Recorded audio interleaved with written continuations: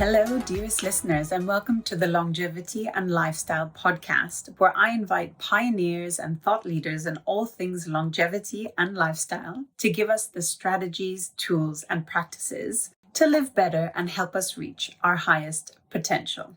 Today's episode is a slightly different one. One of the keys to longevity is happiness, which studies have shown can be obtained by good and meaningful relationships, amongst other contributing factors. In this episode, I wanted to shed light on a sad phenomenon, namely grandparent alienation. Our guest today is Amanda, the founder of the nonprofit Alienated Grandparents Anonymous, or AGA. Alienated Grandparents Anonymous focuses on the struggle millions of grandparents around the world suffer. AGA provides support, information, coping skills, and strategies for a hopeful reunification. In this episode, we talk about Amanda's personal experience that led her to founding AGA, the work and help AGA provides, success stories, and advice if you or a loved one may be in this situation. Particularly coming out of the COVID pandemic, I think it's important to realize one of the biggest issues will be mental health, loneliness, and need for human connection. Amanda shares with us the process to start the path to reconciliation and key strategies and tools people can use. Please enjoy. Amanda, welcome to the Longevity and Lifestyle podcast today. It's a pleasure to have you here with us. Amanda is the founder of the nonprofit Alienated Grandparents Anonymous, or AGA. I just wanted to say that what you have created is a beautiful example of turning one's personal challenges into something that can benefit and be in service of others. A true heroic feat. Amanda, before we jump in, can you talk about the famous Harvard study, the longest standing study known actually, which started in 1938 on the importance of good relationships for happiness and health, particularly later in life? Yes, of course. This Harvard study of adult development basically shows the quality of relationships and social connectiveness for our grandparent generation is what has mattered most, and that loneliness kills.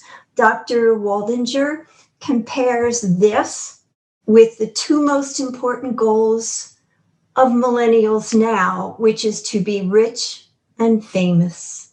Today's world is very different from the time we grandparents grew up. Thank you for expanding on that. And for those listeners perhaps unfamiliar, can you explain what exactly grandparent alienation is? How does it come to pass? And what are some of the consequences and emotions those subjected to this suffer? Well, before I define what grandparent cutoff is to you, I'd like you to hear it in the words of grandparents who've been communicating with me for the past 10 years. Sure. I feel totally devastated, violated, disappointed. I cry most of the time. Even it makes me cry, even though I try to take my mind to other places. It is not only the estrangement that I have to deal with, but also I am constantly worried about my grandchildren's welfare. I don't even know where they are. Another, it is killing this grandfather, and they seem to care less. A positive communication from them would go a long way. A little understanding and empathy from anyone else would help immensely. The silence is deafening. Another, I am in constant pain every day due to not seeing my grandkids. Don't know how much more I can take. My daughter has no clue of this pain. She doesn't even care. This is a horrible day by day, and we were so close. I'll read 2 or 3 more to you. Sure. These are so touching. Thank you for sharing these. It's hard for me to read them, excuse me. I understand. Take your time. She can take you away from my sight, but she cannot take you away from my life. Another, my son seems to have reconciled to the fact that it is too much trouble to stand up to his wife's demands. I know in his heart he wants us to be in their lives, but he has detached from us, his siblings, and his grandparents. Another, in the end for me, it is like I've run into a cold brick wall. At the end of my life, there's not enough time left for me to take my excellent health for granted, but there is enough time left to love my grandchildren, hoping to see my grandchildren before I die. Enough of that. Oh, so touching. Thank you for sharing those. And I think it really brings home the emotion behind it. Words are just words, but the emotion really comes up. So thank you for sharing those very touching comments. Thank you. And now I will become more clinical. Alienation is willful intimidation. When children become adults and choose to disown themselves from their parents, it's one of the most painful things that families can go through. Mm-hmm. It usually occurs without justification or actually knowing what crime they committed. No dialogue is permitted with them, and questions remain unanswered. Being a targeted grandparent does bring excruciating emotional pain. They're being treated like criminals by their own sons and daughters who turn against them. To complicate these matters, they use the grandchildren as pawns to punish grandparents for perceived wrongs. The grandparents are now the victims of a double alienation. They've been cut off from their child and their grandchildren. We're not just talking about family issues, we're talking about power and control. Grandparent cutoff is a fear-based phenomenon, and fear must be used to make it effective. It is cult-like behavior, pathological lying, and mind control within the family. Grandparent alienation is neuro-linguistic programming. It's like a term you may have heard, gaslighting. Mm-hmm. It is in a gradual, subtle way, a form of manipulation because they wish to emotionally control their victim. The best way I can explain that is to say day after day, year after year, the alienating spouse speaks untruths about you, the grandparent, to your son or to your daughter. And since you're not aware of this behavior, you can't defend yourself. Well, the experts, specifically Dr. Michael Bone, explains that the brain actually forms a pathway so that when, for example, your son hears her say the words, your mother, there's an automatic switch. And your son actually thinks to himself, my mother is crazy. Over time, a gaslighter's manipulations can grow more potent, making it increasingly difficult for your son or daughter to see the truth. But you must remember to always know that you own the truth. My guesstimate is that about 100 million grandparents, including great-grandparents, globally suffer. Wow. It affects all populations regardless of socioeconomic, educational, professional, or even religious boundaries. In practically every family, Mm-hmm. there are sad stories of one degree or another. I'm sure you can identify. The worst cases like these, though, are devastating and our families are suffering. Grandparents, aunts, uncles, and cousins are erased from the lives of those who want to love them most.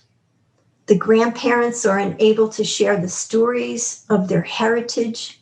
They miss the stories only a grandparent can tell of what their families endured to remain a family unit throughout the generations.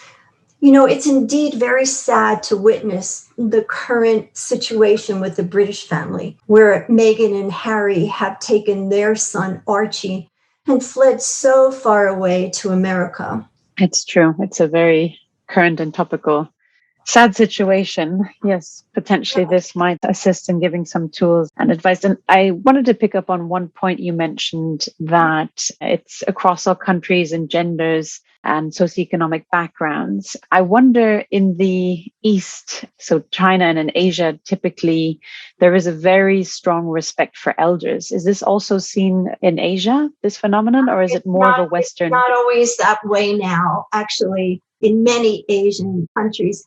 Say, for example, in China, where families used to live on the farms predominantly, while the younger generation has picked up and moved to the city and living in tiny little apartments, only big enough for them and their spouse. And then the baby comes along, and now these Asian babies don't have that heritage. They don't have that family connect.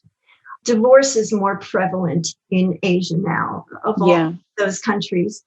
And so that affects the grandchildren too. One set of grandparents will have contact and maybe not so much the other one. This is something that can happen all of a sudden, but it also can come apart over a period of time. It actually comes usually from what was an existing loving grandparent-grandchild relationship, and then it's destroyed.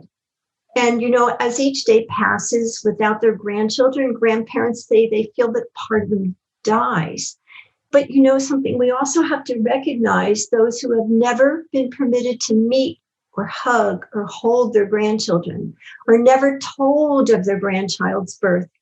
They may find out through social media or acquaintances, or even worse, never know that they've become grandparents. Mm-hmm. Our grandchildren, they're conflicted in their suffering and the loss of these unconditionally loving and supportive grandparents. Who's there to help them with this chaos in their lives? Think about how many little children or teenagers have anger issues, and even in school. This alienation, according to our leading international experts in alienation, state that the alienation will have a negative impact on these children for the rest of their lives. And actually, it is these alienating parents who are role modeling poor behavior, which is then often an intergenerational transmission. So it may happen to them. Mm-hmm. Thank you for highlighting these important points.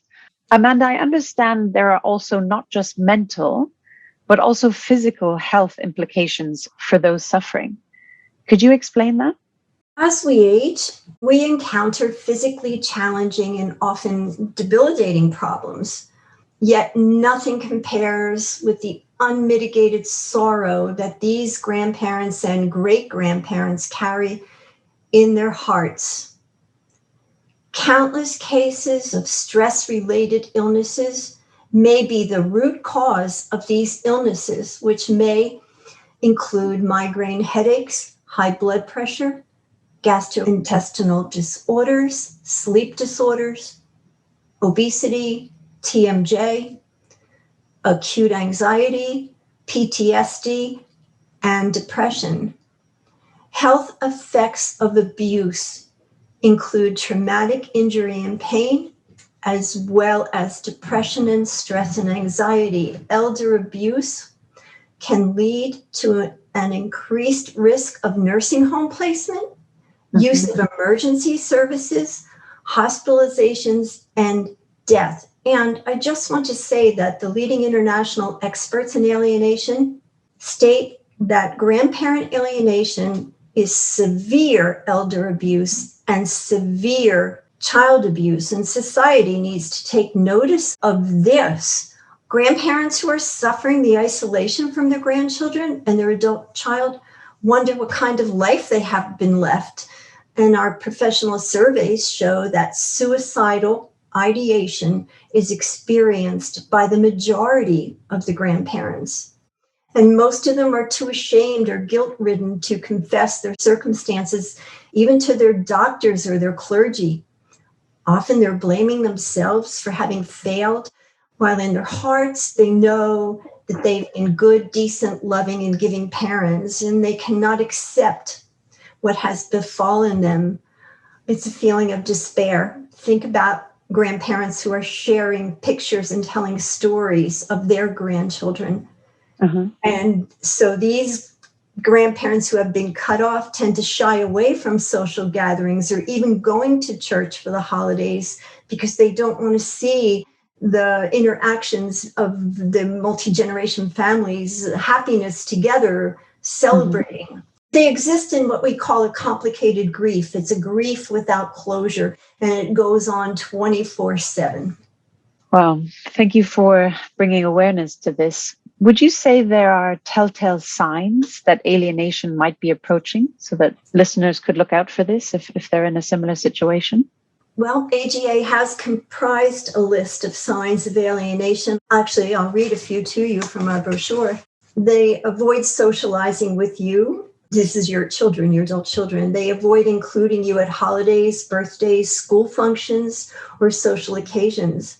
The grandchildren are not allowed to express their feelings toward their grandparent. And there's unusual behavior from adult children toward the grandparent. Adult children may ignore your feelings or make you feel uncomfortable in their presence. Grandparents feel their sons or daughters have been brainwashed by the spouse. Grandparents feel the daughter-in-law or son-in-law speaks for their son or daughter. They try to control you with untruths. They withhold communication with the grandchildren or visits or phone calls or emails or letters. They blame you for problems, real or made up. And the list goes on. Yeah, but it's very helpful, I think, for people to nip this in the bud, as they say, if they see something approaching, to proactively, hopefully be able to solve it. But we can get to that later. I'd love to move on to talk about your journey to where you are today. And perhaps you can tell people the background to why you started Alienated Grandparents Anonymous, and how does AGA help those suffering? For me, after years of trying and still not knowing what I was perceived to be guilty of, I realized that I alone could not fix this. So I created AGA. I figured if someone else could create this support system, then I could do it. It's that simple. I created AGA so that one day or 1 year in the future, my precious grandchildren who loved me so dearly would come to know that I never gave up on them. I therefore turned to helping others. I found that grandparents wanted answers. So I learned how to create a support group, then selectively reached out to the top experts in parental alienation syndrome, PAS, to join me. We gave it a name, Grandparent Alienation. And we identify and study the dynamics of our stories that we hear. What took place for me was that I asked a newspaper reporter to write a story about grandparent alienation. Surprisingly, over 50 grandparents showed up at the first meeting. And that first year, some of our meetings were attended by 150 grandparents. Wow. When I first tried to talk at the first meeting, I actually literally could only get one word out at a time. I'd have to take a sip of water because I was choking when I heard the stories and the sadness and the shock. Mm-hmm. At the end of the meeting, each member of my newly formed professional board of directors came up to me and said, "Amanda, the only reason we came here tonight is because we thought no one would show up and we didn't want you to be alone." And then they said, "We now realize we have uncovered a phenomenon." So I applied for nonprofit status and received it in 3 months, which is rather amazing because it was at a time in our country when they were not being given. Applicants were waiting over 18 months with no results. So I think our plight speaks for itself. Mm-hmm.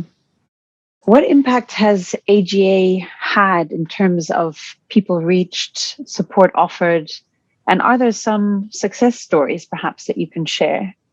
Yes, there are success stories. We have been able to share so much. I must say I'm grateful for Team AGA. These are the experts who have worked closely with me for the past 10 years, including the internationally known Dr. Bone, Dr. Caddy, Dr. Ghali, Dr. Coleman, Dr. Warren Klein. These are the masters of knowledge in parental alienation syndrome who provided me with the academic understanding of the complex dynamics.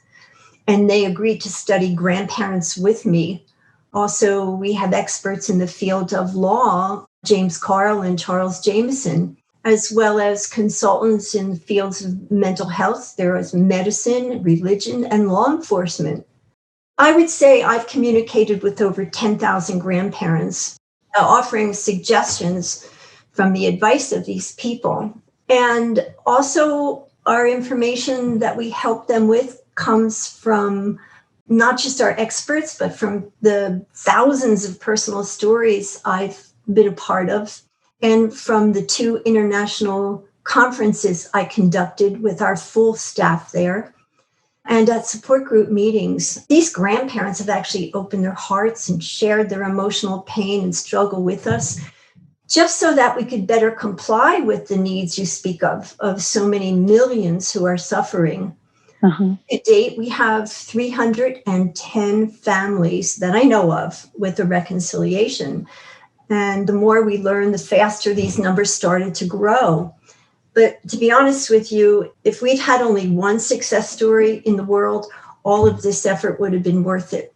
Because if you ever sadly experience this pain and you can help one grandparent not to have to go through this, it's all worth it.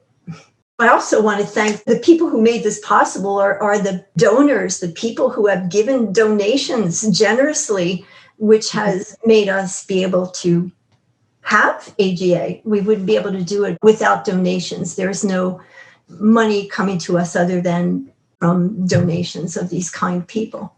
Yeah, because you're a registered nonprofit, so they're able to. You'd like me to tell you 2 stories so I could tell you quickly? Oh, that would be great. Thank you. I just wanted to let you know that I took every bit of your excellent advice to heart on how to engage with my daughter. I really didn't know what direction to take with the current situation.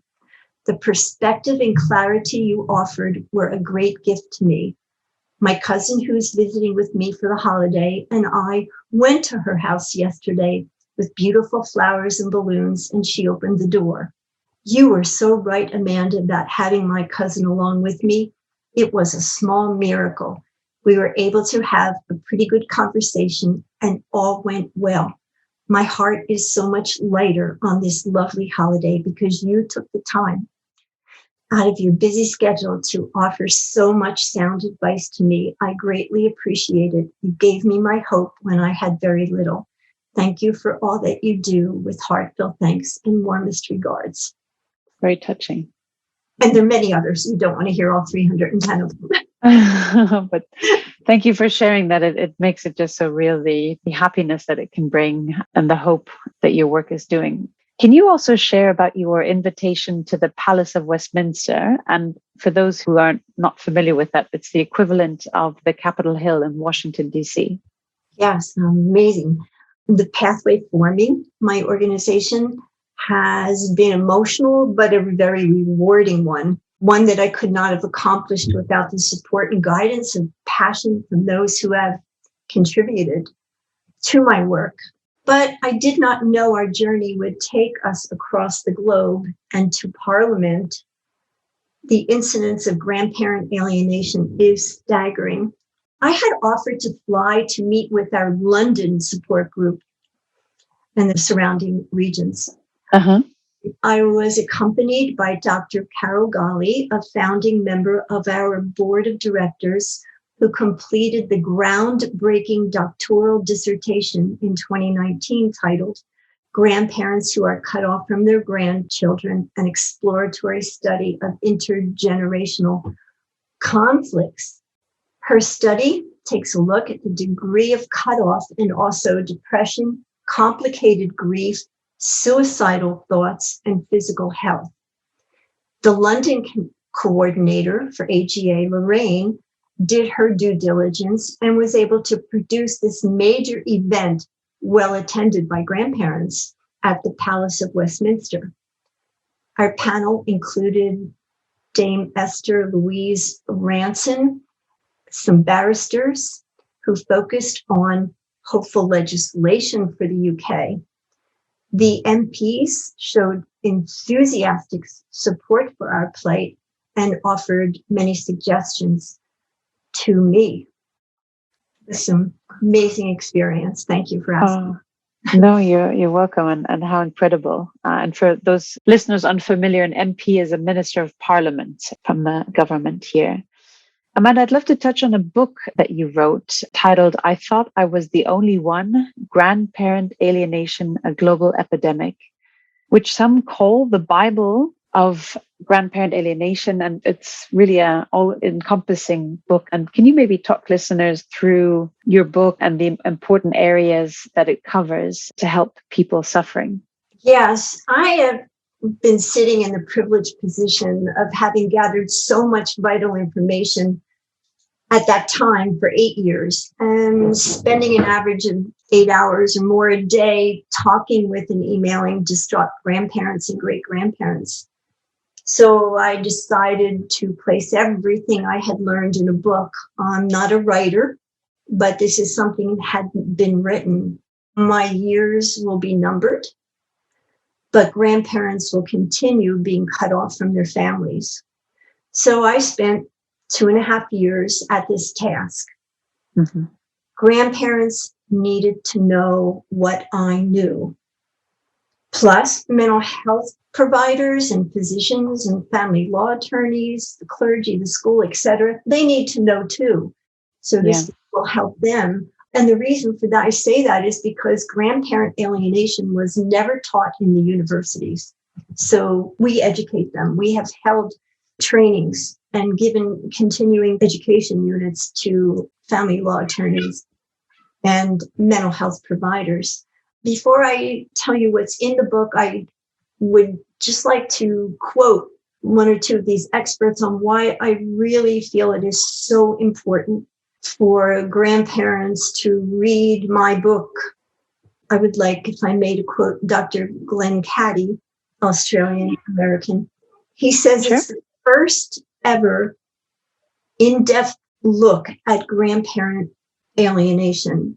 It's a treasure trove of information and hope for those facing the tragedy of alienation from their grandchildren.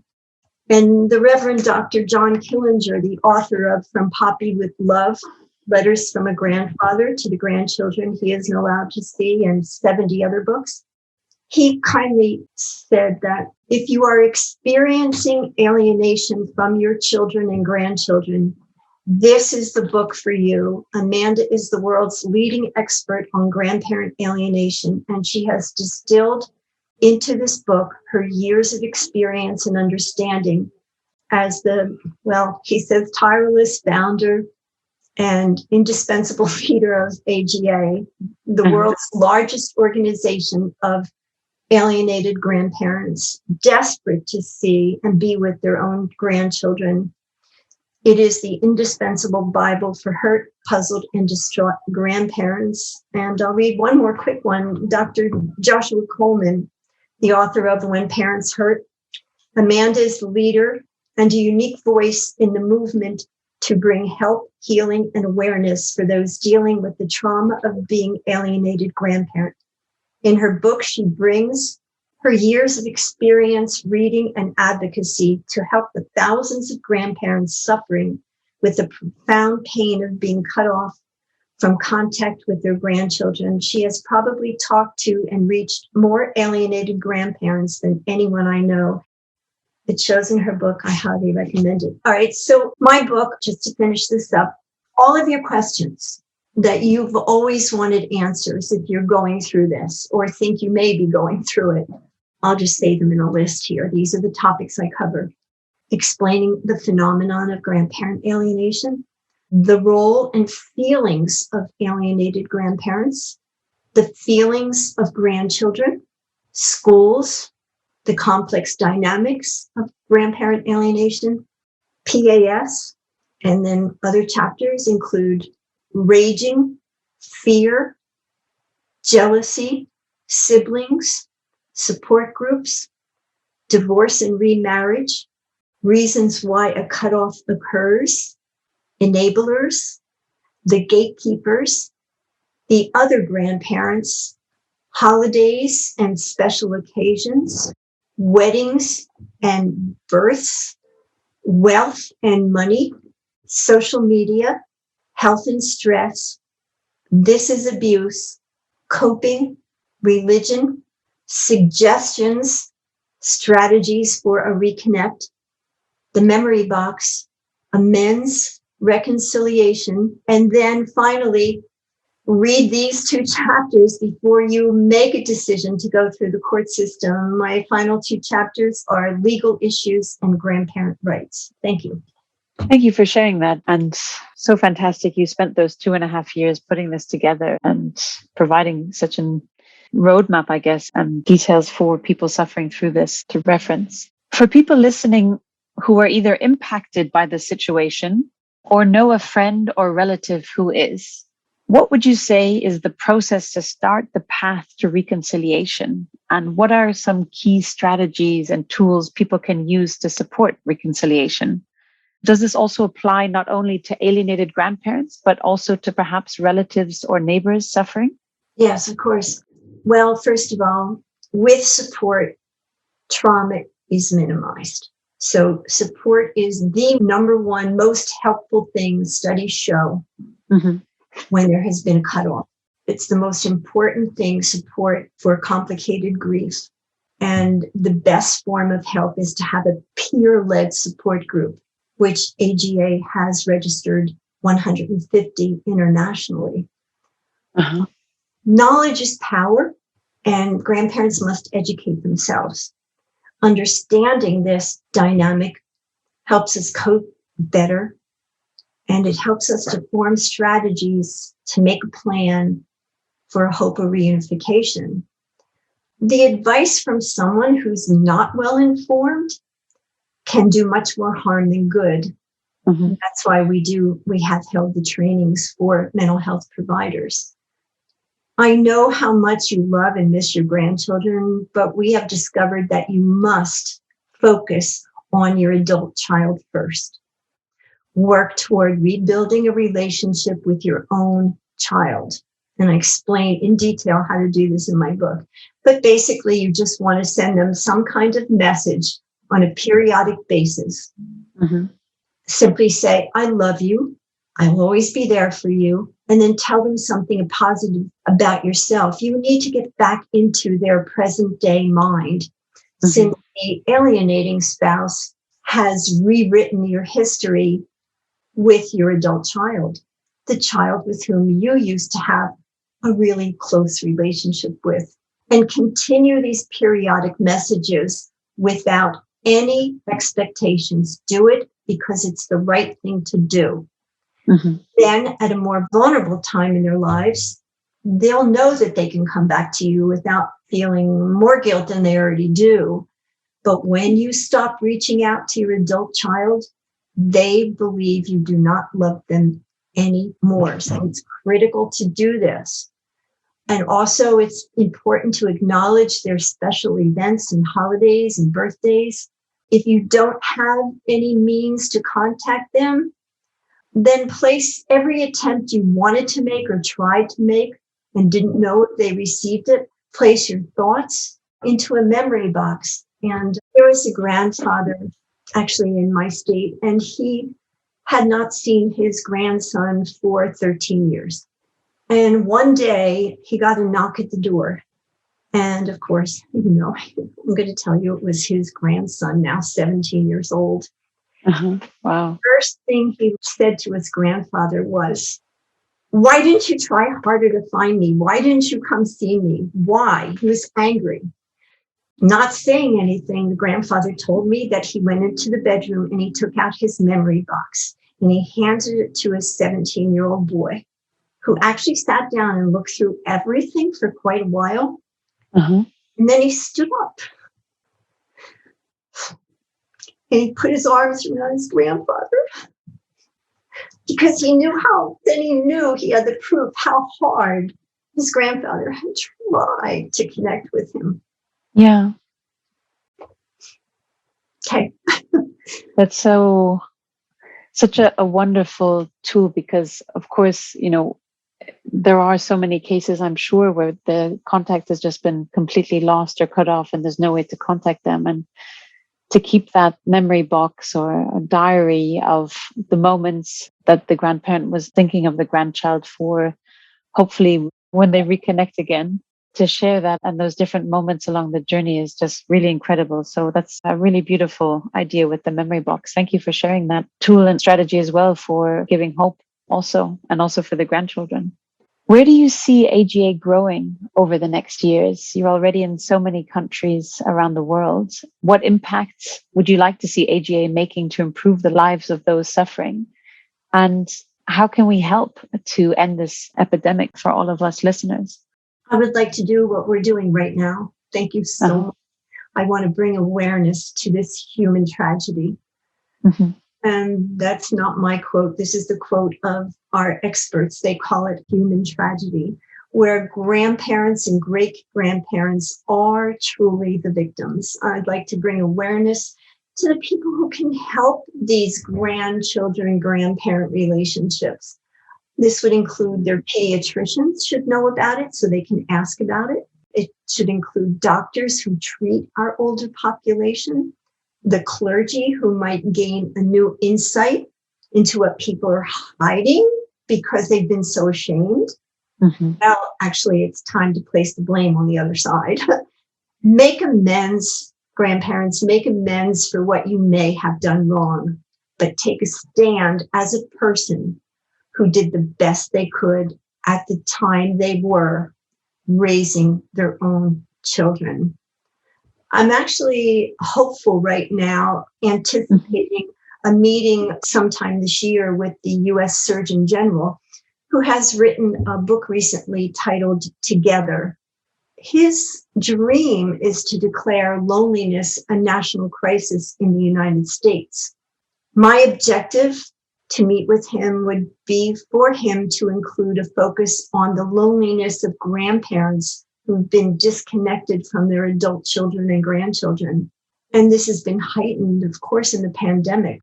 Yes. I'd also like to point out that the other thing that we can do, which is a natural pathway that leads to legislation. I never intended to be a part of that, but it just happens. Mm-hmm. I've been a stakeholder myself for grandparents' rights visitation in my state, having presented several times at our state house. And I described the process of how to do this and what took place for me. The laws we have passed are not perfect, but they certainly are a foot in the door. AGA grandparents have also led legislative attempts in some of our states with some success. Ontario AGA has had some success as well.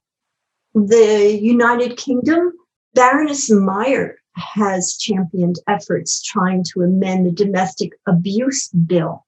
For more information regarding your national issue, you may contact our AGA London coordinator, and I will give you her email, which is Hendon, Hendon, hendongrandparents@gmail.com. That's helpful. Thank you so much. And I think for listeners, we might have listeners around the world listening to this as well. So perhaps you can also provide your website link because it's available to people in all jurisdictions. Which would be the best website for people to find out more information and resources that you have available? Our new website will be effective this April 1st. And everyone who contacts us through the website, I personally will respond with emails and documents for you to help you and offer you it was a monthly newsletter. Now it's a quarterly newsletter to bring you up to date on everything we offer and what you should know, including updated legislation, because we have to give the judges the tools that can help. We have to do that. So we include the legislation as well as the psychological issues. The website is going to be April 1st, our new one, alienatedgrandparentsanonymous.com. So all one word, www.alienatedgrandparents with an S at the end, yes. anonymous.com. Okay, great. Thank you for sharing that. Are there other tools and resources available that you could recommend for people who would want to learn more for repairing relationships, or any other particular books or resources that they should start with? When they go to the website and they see our email address, when you email me, I'd be happy to send people our bibliography, the list. I'd be happy to do that. That would be great. Yes. Where can people, and of course, I'll link to all these things in the show notes for everyone, but where can people learn more about AGA and what you're doing? We've discussed the website, but are you also on social media? Yes, the information that I send to people when they contact us will include all of that. We have a 24/7 international support line that grandparents can communicate with one another. And it will also list where our local support groups are around the world, with an email address for most of them where they can contact me and I can lead them to one. That's my way of keeping in touch with everyone in mass to let them know what's going on, is our quarterly newsletter and our website. Okay, perfect. Before we close, I want to mention a great essay written by Tim Urban, and I'll link it in the show notes. It's entitled The Tail End, and I find it really touching and such an important realization. This beautiful essay is a great reminder, and it puts into perspective that for most of us listening as adults, our days with our parents, and indeed the days for grandparents with their children and grandchildren, are limited. Tim Urban's takeaway from this, and I quote, "Quality time matters. If you're in your last 10% of time with someone you love, keep that fact in the front of your mind when you're with them, and treat that time as what it actually is: precious." So for all those listening who might have skipped a few phone calls with their parents, their grandparents, their children, their grandchildren, potentially close neighbors, aunts and uncles who might be alone, I hope that this conversation with Amanda here today might be a memory to keep in touch and to reach out, and to remember that life is short and quality time matters. To close, Amanda, do you have a final ask or recommendation or any parting thoughts or message for my audience? Yes, I know that if others have treated you this way, you would have walked away, but it's because we have loved our sons and daughters throughout their lives, and because we adore our grandchildren, we don't walk away from this. Perseverance can bring success. It's okay to take a break, though, because it's a stressful situation. I ask you this question: if you stop trying, will you stop yearning for your grandchildren who are waiting to be with you too? So please know that your adult child does love you. There is a connection of the heart. Every child wants a grandma and a grandpa. And remember, you own the truth. Thank you. Thank you so much, Amanda, for coming on today, and for, as I stated at the beginning, for turning your personal challenge into this incredible nonprofit, Alienated Grandparents Anonymous, that is impacting so many lives around the world. So thank you for your amazing work and making this planet a better place. Thank you.